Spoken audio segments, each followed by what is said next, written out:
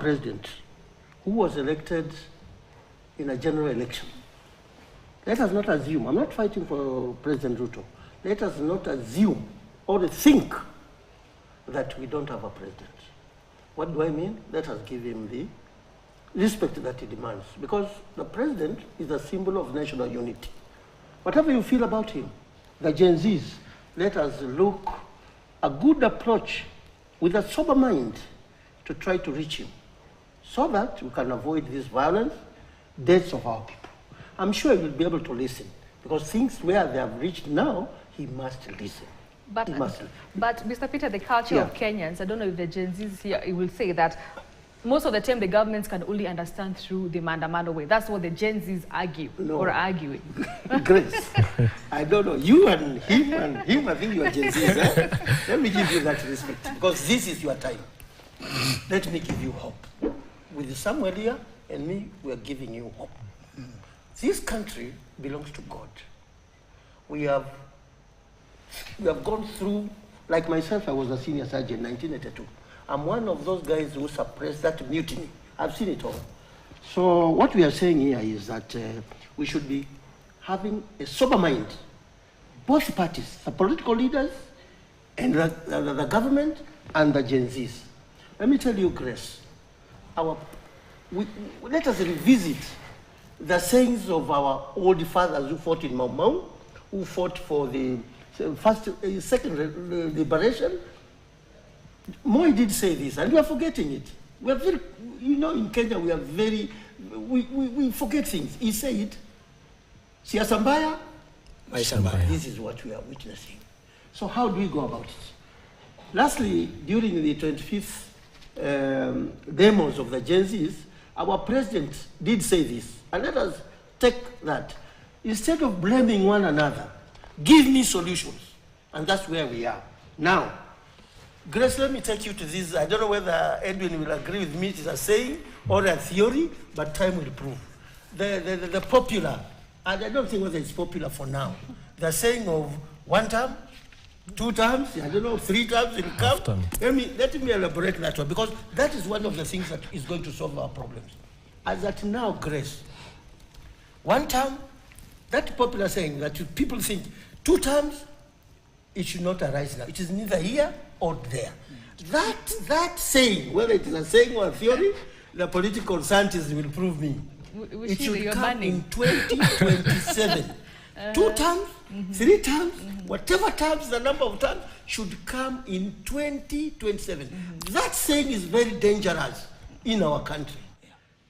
Come on, and my friend Edwin here, take it seriously.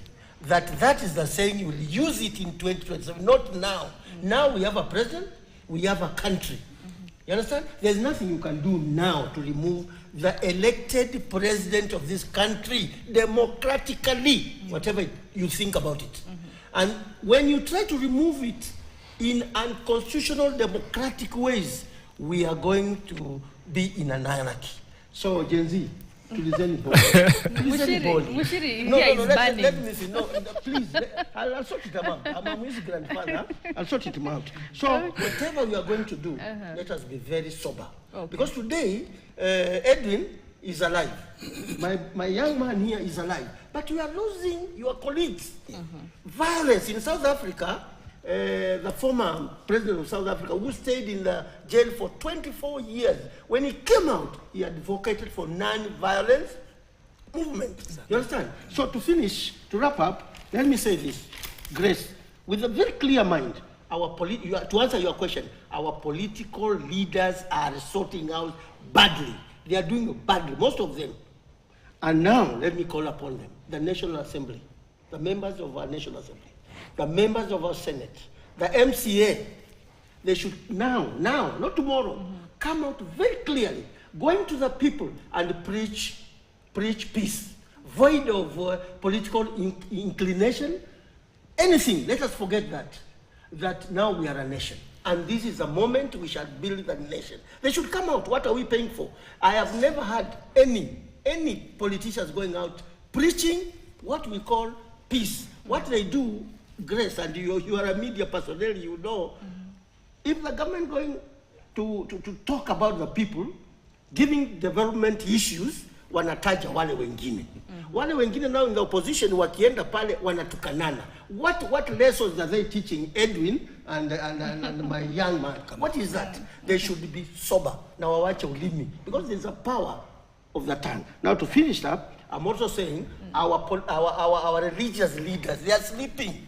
It is right time now they should call for a national prayer so that it can heal this country. Otherwise, Grace, I don't wish it. God forbid, we are not doing the right thing. And for us, people who have served this country with a lot of commitment, we have retired military officers, we have retired civil servants, we have retired security personnel, who some of them have died, some of them are injured. We are so many. We are just watching, and we are feeling so bad that our service to this country is being let down.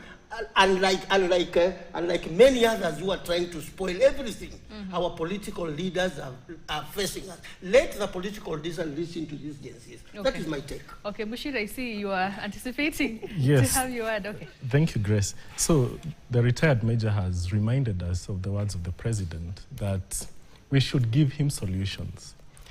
And yet we have already given him solutions. We have told him that there are 20 advisors in State House.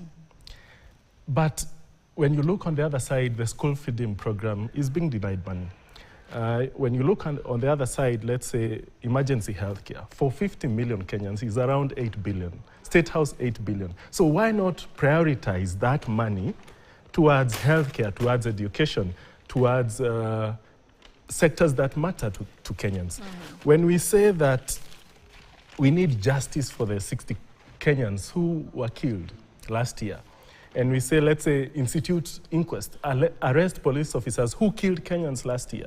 When we say that we need jobs, when we say that we need an accountable government, those are the solutions we are saying. And then when we come out to express ourselves, we see the police coming for us from Homa Bay, and then they kill us, and then they say that tumejigongesha ukuta. And then we see, when we come out to the streets, we see goons being unleashed to us. We see police who don't even allow us to protest. And therefore, that is why we are saying, we have given you solutions, but you have refused to listen. So if you can't listen, if you are not ready to serve Kenyans, why should you stay in office? Kamau, is there any other way of getting, the leaders to listen apart from the maandamano way? I think that is what our elders here are trying to put forth.